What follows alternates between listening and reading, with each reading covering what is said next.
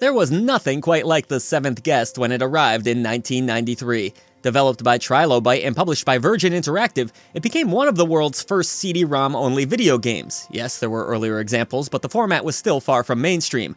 It was spread across 2 full discs, which was big league stuff for the early 90s. Its blend of live-action actors, pre-rendered 3D environments, and a tone that leaned darker and stranger than most mainstream games of the era made it feel genuinely groundbreaking. Add in surprisingly strong voice work and an unforgettable soundtrack by the Fat Man George Sanger, and you had an instant classic.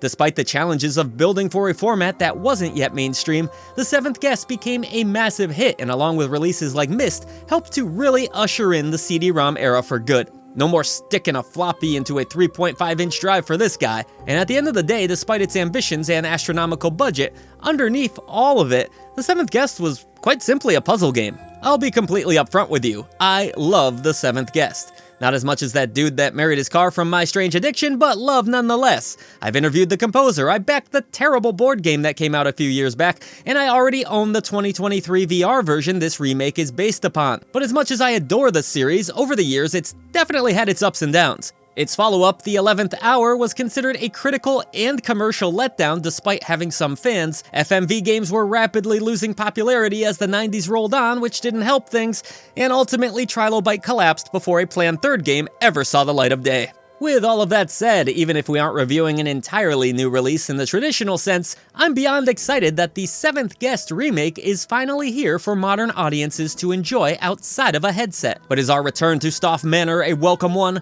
or will I end up wishing I never accepted the invitation to this party? Let's find out in our full review. Edward? Yeah? We're so far from everything. And what about the rumors?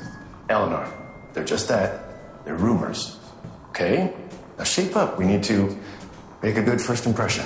But real quick, we offer you an invite if you dare to defy the gaming echo chamber to support real people making real independent content over at patreon.com/idreamofindiegames, where you'll gain Discord access, early shows, and more. Or perhaps grab yourself a YouTube membership for exclusive posts, badges, custom emoji to use during our streams, and so much more. Your new indie gaming community is waiting for you. For those of you who didn't play The Seventh Guest VR, which I'm guessing is most of you that are watching or reading this, it was a built-from-the-ground-up reimagining of the original game.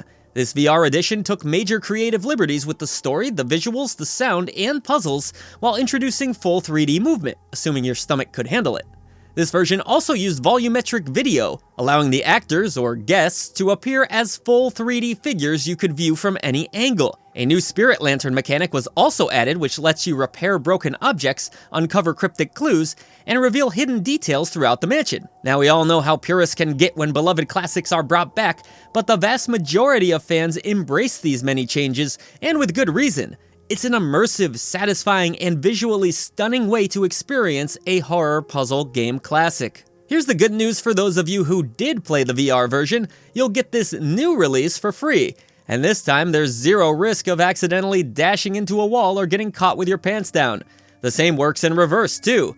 Anyone who buys the Seventh Guest remake will receive the VR edition at no extra cost, which is a wonderfully consumer-friendly move in these, let's call them, economically challenging times. Naturally, the jump from virtual reality to a flat-screen experience comes with a few changes, but we'll get into that a little bit later. Fans of the original story, from 1993, will be pleased to know that this retelling feels a bit more fleshed out with improved pacing. The same core concept mostly remains the same, though here you are an investigator who is led to Stauf Mansion, a massive estate formerly owned by famous toy maker Henry Stauf.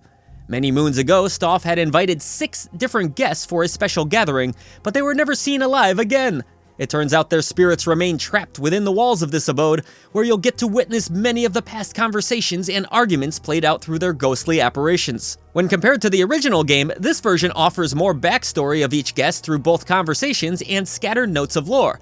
You might recall the 1993 release's FMV scenes being rather short and abrupt, but now we get additional context, which makes for a much more cohesive narrative. Thanks to the volumetric performances, each scene feels visceral and lively like never before, and Stauf himself comes across as a far more menacing, maniacal mastermind, taunting players throughout via music boxes and other little hints that are scattered across the manor. This also leads to an improved conclusion to the game, which naturally, I won't spoil for you here. Perhaps the biggest change is the fact that you now have free movement over your character, though sadly, that same sense of immersion I experienced in VR does feel a bit lost here.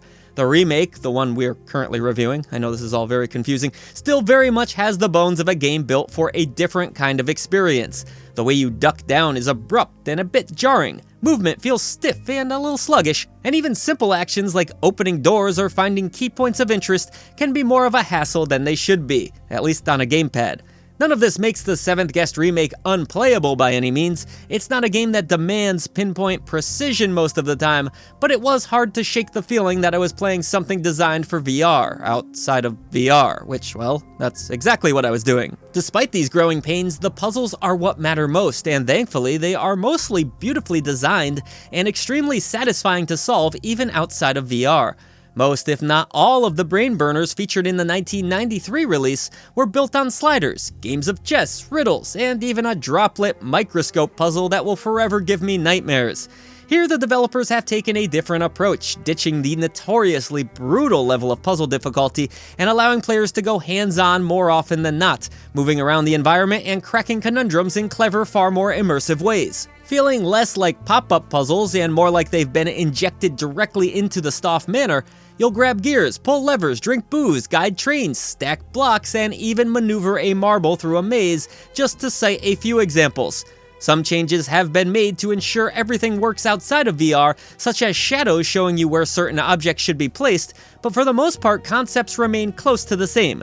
Not every puzzle is created equal, and as I mentioned, some of the controls are a bit jank in solving them, but none come to mind that weren't at the least solid inclusions. The biggest hangup can often be not being able to gain the same perspective you would have in VR, leading to a few awkward angles that made a couple puzzles, such as the toy block throwback to the original game, tougher than they should have been. The Spirit Lantern also adds another satisfying layer to the puzzle design, as pictures on walls may not always be what they seem.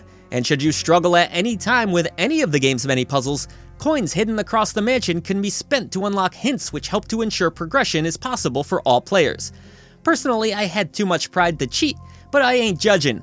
With various puzzles themed around specific guests in their own quarters, I loved the creativity involved in this game and how solving each room revealed more and more about these people. Not that the manor is massive, but players can also pull up an in-game map during gameplay, which shows where new rooms have opened, which typically happens after a room has been tackled. The number of completed puzzles and found collectibles is also easy to track, all adding up to a roughly 5 to 8 hour journey depending on your puzzle-solving prowess. For a game that quite literally tosses you puzzle after puzzle, there's enough variety between them where I never felt burnt out, and the game feels just about perfect in its length. I'd toss a "that's what she said" in there, but I've been told doing that when nobody else is around to be the brunt of the joke is kinda lame, though I guess I just did it anyway. Visually, the 7th Guest Remake looks incredible. Stauf's mansion is wonderfully brought to life with fantastic lighting, awesome-looking ghosties, and plenty of detail across the manor's different rooms. The updated game engine creates a moody atmosphere full of creepy shadows, flickering lights, and unsettling distortions. Each puzzle oozes with its own visual identity, with many of George the Fat Man Singer's original tracks reappearing, playfully recreated to satisfying effect. While the original soundtrack is absolutely amazing, I thought this version did a nice job of crafting a different kind of atmosphere that better suits the new visuals. Ultimately, it's great that both soundtracks exist, and fans of the original, yes, the real original, will still get plenty of lovely callbacks. It's also worth noting that I didn't come across any major performance issues while playing on PC, outside of a few minor instances of a room taking a bit longer to load in its visual assets. Frame rates were good, with just a small offering of performance options available. The game is supposed to be Steam Deck verified close to launch. Unfortunately, we weren't able to test that at the time of this review. If you weren't able to stomach the VR version and you love puzzles, the 7th Guest Remake is a fantastic release that, despite some mechanical quirks, will satisfy both fans of the original and puzzle game enthusiasts in general. And I say the original, I mean 1993. I'm sorry. In fact, this is one of those rare cases where a remake may actually be better than the old-timey game. For all my love of it, it hasn't aged amazingly well in every regard. The puzzles here are tough but fair. The sound and voice performances are top-notch, the visuals are fantastic, and the new accessibility options round out a very solid package. And you know, even though I didn't care for it quite as much as the 7th Guest, I would love to see the 11th Hour get a similar treatment, but that'll ultimately depend on us fans supporting releases like this. If you've already played the VR version, then there's really no compelling reason to grab this one, as it is ultimately inferior in comparison, but everyone else that loves puzzles, heck, even if you have no emotional ties to the franchise, give this a look. I'm awarding the 7th Guest Remake the Silver Genie Lamp of Approval.